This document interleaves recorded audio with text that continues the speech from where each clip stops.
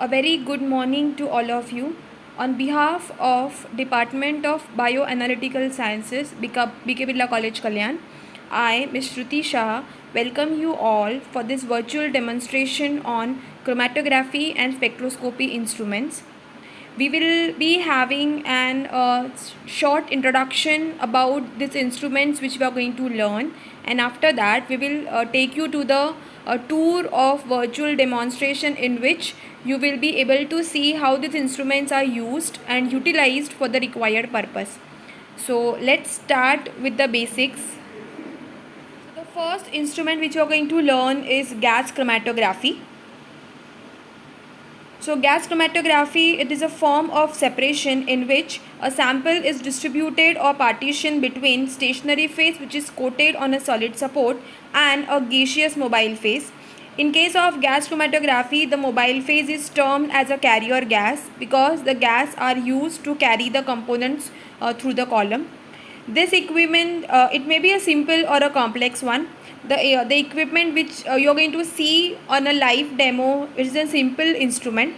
The principle is exactly similar as the other forms of chromatography. That is, your components are getting separated because of their respective affinity towards one of the phases.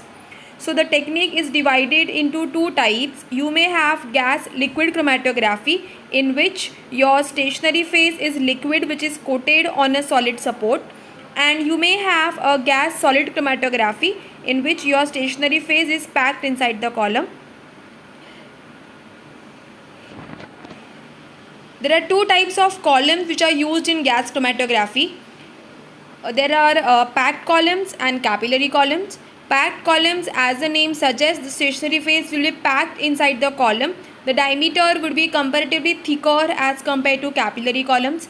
Capillary columns, again, as the name suggests, it is like a capillary, a very thin columns and a longer length.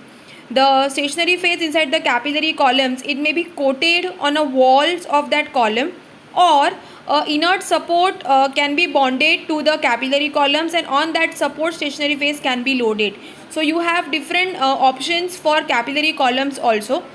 So these are different ways in which columns can be used for gas chromatography. So you can visualize the difference in a packed column and capillary column. The right hand side column which you can see is a packed column, and the left hand side column which you can see is a capillary column. So the column which you are going to see is a packed column in our demonstration. This is a basic simple instrumental design of a gas chromatograph. You have a cylinder which carries the carrier gas. You have an inlet for sample introduction. The column is placed inside the oven because the gas chromatography technique needs to be performed at higher temperature, because all your samples, your mobile phase is in a gaseous phase, so we need to work at high temperature. So that is why, to maintain the temperature throughout the experiment, the column is placed inside the oven. Then you have a detector. There are various options of detectors available to be used in case of GC. And then you have a recorder and amplifier which will give you a chromatogram, a signal which will help you to understand what is there in your sample and what is the concentration of it. So this is a simple instrumental design of a gas chromatograph.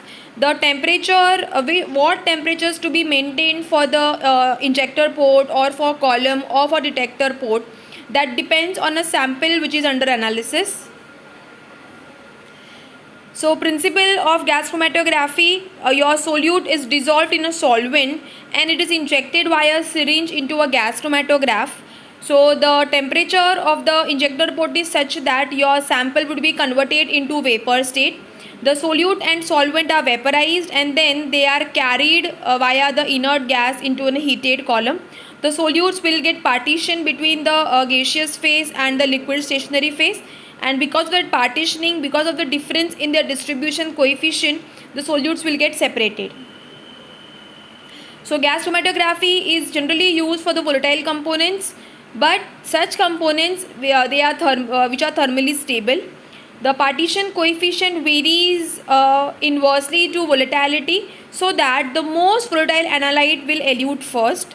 The temperature of the column is raised to 50 to 300 degrees Celsius to facilitate the volatilization. So as I said, we need to always work at very high temperature to attain that vapor state.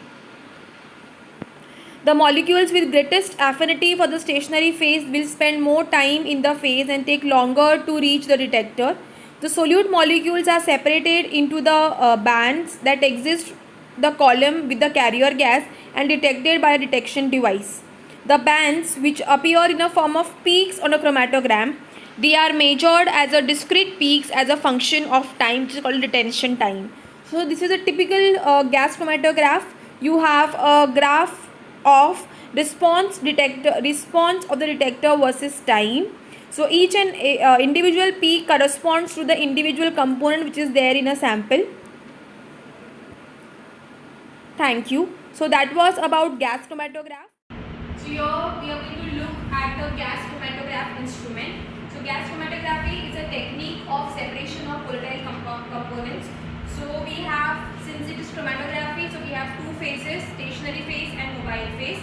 Since it is working with the volatile state, so we have gas as a mobile phase. Any inert gas can be used as a mobile phase. So here in this we have nitrogen as our mobile phase. So these are the cylinders. This is the nitrogen cylinder.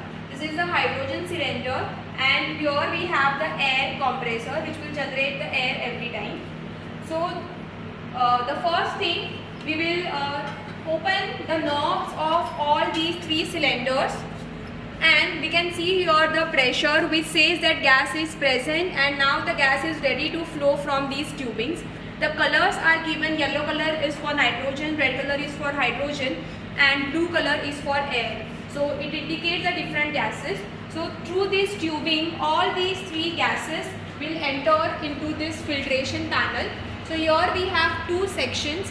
This blue color one is a silica, and these are the porous beads. So this silica will absorb the moisture if it is there into the gas, and this porous beads will trap if there are any particulate matter in the gas. So your gas will get filtered and purified, and then from these knobs which I have opened right now, this is the closed position, this is the open position. So I have opened all these three knobs, and now from these tubings all the three gases will enter into the GC system. What? So right now you are looking at the GC instrument. So here are the regulators by which you control the flow of air and our different carrier gases. So here are you can look at the various pressures, and using the regulator you can control the pressure. So in this region now, in the middle region, here is our compact column, which I am going to show you just now. So here is our column. So it is a compact column, and from here this is the injection port. So we inject our sample through here through a syringe, and the sample enters into the column through here. Then according to the relative affinity of the sample towards the stationary phase, the sample will get separated, and from here it will exit the column, and then it will enter into the detector. Now the detector here is the flame ionization detector. So it will detect the compounds which got separated through the sample. So here this is a manual GC. So from here we can give the commands, that is what temperature we want. So here we have options. We can give the oven temperature, injector port temperature, and the detector temperature. So currently it is showing, the display is unclear right now, but it is showing not ready because the temperature has not reached. Once the temperature will reach to the required command which I have given, it will give me a ready signal. Once the ready signal starts, then I can inject my sample. So till now what I will do is, I will make my detector ready. So since it is a flame detector, we need to ignite the flame. So here we have two buttons. So this is the for flame ignition. So I will press this button. So this works like our normal gas lighter. So I will press on this button for 1 minute and you can see the voice of the flame. So flame has just ignited and then I can release this button. So now I have ignited the flame, I have given the temperature, everything is ready. Now I want to inject my sample. So this is your GC syringe. So the capacity of the syringe is 10 microliter. The GC requires 0.2 microliter of the sample. So you need to take a good care that you are taking exact amount of sample and without any air bubble. So this syringe is a glass syringe. So we will take the sample. So here now it is showing us a ready signal. So it indicates our all temperatures are there in our instrument and now we are ready for sample introduction. So this is how we take the sample in a syringe. As I told just now, we need to take 0.2 ml sample. So we have taken that much quantity and we will ensure that there are no air bubbles in a syringe. And we will wipe out the excess liquid which is there on the needle. So we have taken the required amount and now the sample will be injected into the injection port which has a rubber septum. The syringe will pass through that rubber septum. The entire needle will be into the rubber septum. We have injected the sample and then the syringe will be taken out. Once we have done that, so here on the software part, we will say start.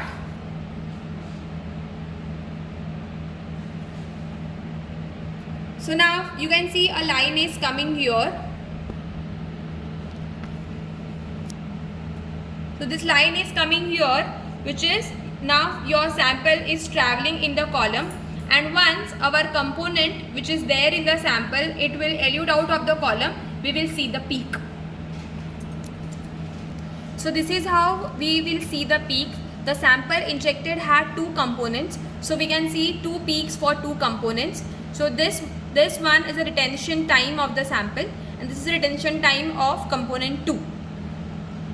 So this is how we get the spectra here. So here we will get all the details, retention time of the components which have been separated, the height of the peaks, the area of the peaks, the percentage converted into it. So accordingly we can quantify the components which are present in the mixture and we can identify them. Thank you.